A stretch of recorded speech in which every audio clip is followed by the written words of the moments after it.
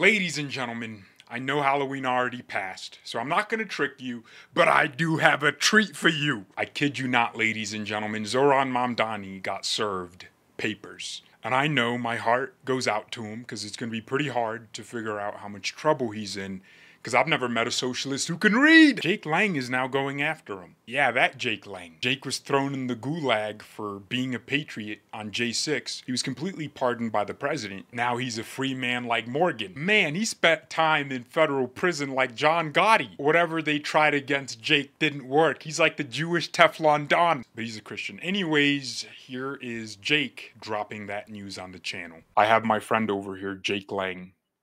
That handsome man who was not in prison. Every time I talked to Jake Lang, he was in jail. Why were you in jail, Jake, before we get into the subject of the video? Well, I'm a patriot that stood up against a stolen election in 2021, January 6th, that fateful day. And I spent 4 years and 6 days in prison without ever having a trial because I decided to protest and stand up with President Trump and a million other Americans that showed up at the Capitol. And they tried to ruin my life for it and even sent me 900 days of solitary confinement. So, you just made a major move. It's a bigger move than Letitia James. And you're going after Zohran Mamdani, Mamkami. How are you going after him? Zohran Mamdani is a racist. He hates white people, and he has officially put on his campaign website, and now being the mayor-elect, he's talking about taxing white New Yorkers at a higher rate than other people simply for the color of their skin. The only problem with that is there's something called the Civil Rights Act, and there's also something called the 14th Amendment, which guarantees equal protection under the law for all Americans. And so this racist, this anti-white racist is going to feel the constitutional long arm of the law come back and slap him now and try to see how he can run from his own statements he's made and the plans he's planning to enact as mayor of New York City. This is ridiculous. It's really egregious. And every New Yorker, every white New Yorker that voted for him, what were you guys thinking? How could you do that? Yeah, Zohran literally said, I'm going to want to tax white people, right? We're going to pay for these social programs, all this free handout garbage with the money of white people. And realize there's a policy proposal that says your plan, and I'm going to quote it for folks, is to shift the tax burden from overtaxed homeowners in the outer boroughs to more expensive homes in richer and whiter neighborhoods. Explain why you are bringing race into your tax proposal.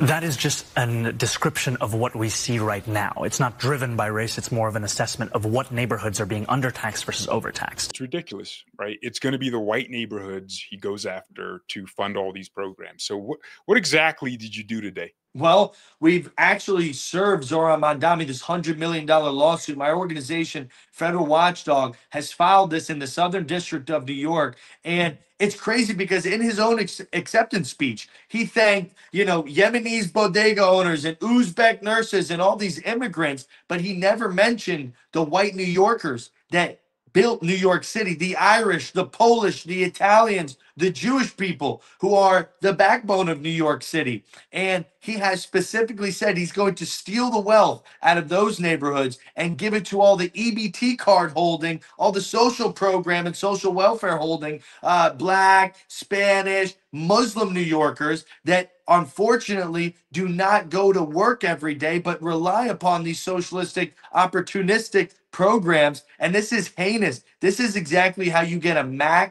massive exodus out of New York City. I can't believe we're living in days where the people, the white Americans that built this great city of New York, are now becoming second-class citizens. It almost seems like like a new civil rights movement. White New Yorkers are now forced to sit on the back of the bus. And this is kind of like a Rosa Parks scenario again, where white New Yorkers being discriminated against have to stand up for themselves and demand justice. Okay, so $100 million is what you're seeking. Are there any other parties to this lawsuit, or is it just you as the native New Yorker? Because you're a native New Yorker and landowner in New York. But what makes this really interesting is Federal Watchdog, my organization, is actually opening up this lawsuit. And we have just put together a website. You can go on fedwatchdog.org and you can sign up right there. If you are a New Yorker and you're a homeowner or you live in a white neighborhood in New York and you're worried about you being taxed more simply because of the color of your skin, please sign up on our website. We're opening this litigation up and going to turn it into a massive civil lawsuit where anybody can join in to make sure that your rights are not infringed upon by this radical invader Muslim extremist. So this is why I love you, Jake, because you find these unique ways to fight. Like you were in jail and you were fighting. You and I were doing shows. You were going above and beyond. You'd leave solitary confinement and give them a new reason to put you back in by being on these shows. And now you're out and you're fighting. You're constantly filing lawsuits. You're going viral. What are you going to be doing next? Because you told me something very interesting that might be news to some of the people watching. So this has never been announced before. This Sunday, you guys are going to be seeing a Great American Pushback. That's actually the name of it, the Great American Pushback Tour. I am going to Dearborn, Michigan, the heart of the Islamic, takeover here in America, and I'll be doing a Christian demonstration. The 5 times a day they play their jihadi prayer call. I will be standing out there's going to be a huge gathering of them there for the 25th year anniversary of the largest mosque in Michigan. And I'm going to be playing Christian worship music over the jihadi prayer call. And this is going to get very spicy. Please pray for my protection. And this is actually going to be encompassing the new organization, AAI, that me and my team have launched. It's Americans Against Islamification. And that website, by the time you guys are seeing the viral videos coming out of this Sunday Dearborn mission that we're on and demonstration that we're on, that website's going to be up, Islamification.org. And if you and your family also are worried about every major city being taken over, like London has been, by Muslim immigrants, and they're outbreeding Americans, and they're getting their leaders elected, and they're changing the laws. If you're worried about that, then please join the AAI organization. AAI, we really would love your help, and you can become a grassroots leader. You can donate. There's many different ways to get involved. So please, guys, Islamification.org launches this Sunday when we go to Dearborn, Michigan, and make a stand against radical Islamic invaders. Right. And something on the Midwest. So in Minnesota, in Minneapolis, you had this Frey guy versus Mohammed Fateh or whatever his name was. Yeah. He's Somali and he was running against the incumbent mayor. And everyone thought he was like the Midwest Mamdani and he was going to win, and he actually lost. Jake, what's funny about why he lost is they're not just bringing their culture that is not assimilable with the United States. They're bringing their tribal warfare. So the reason he lost a lot of the Somali voters in Minneapolis is because he's from a different tribe in Somalia. So they're literally bringing their problems with them and their ethnic fights, and they don't want to assimilate to Americanism. So this is amazing. I think this is big work. Are there any other plans for how you're going to be combating Zohran Mamdani? New York is your home. You love the place, clearly. Any other plans? I've had a bunch of New Yorkers reach out to me, and people are hinting at that they need a leader for a Christian march, a Christian show of force and of Jesus Christ's love that proliferates all throughout America. And so there may be something in the works there. I'll let your audience know about that when we announce any dates or any updates with that. We'll definitely come on. But stay tuned on my X profile, Jake Lang J6. That's where I have the reach. That's where I'm not censored. And you guys can stay up to date. Make sure you subscribe and turn that on. And make sure you repost and like and share this video that you're watching right now on Behizzy's new page. Because Behizzy, like I said before, one of the greatest conservative creators that has loyal. He stuck by my side years while I was in prison. Did not waver, did not falter. And this is the backbone of America. You're looking at it. The next young generation of freedom fighters. It's me and Behizzy and just a handful others. There's not many left. that are fighting like we are. So make sure you guys follow Behizzy's page, turn on the subscriber bell, and stay in tune with what he's up to, because he's giving groundbreaking coverage to things that I'm up to and things that other patriots who are willing to stand when others are cowering are up to. So I appreciate your platform so much, Behizzy.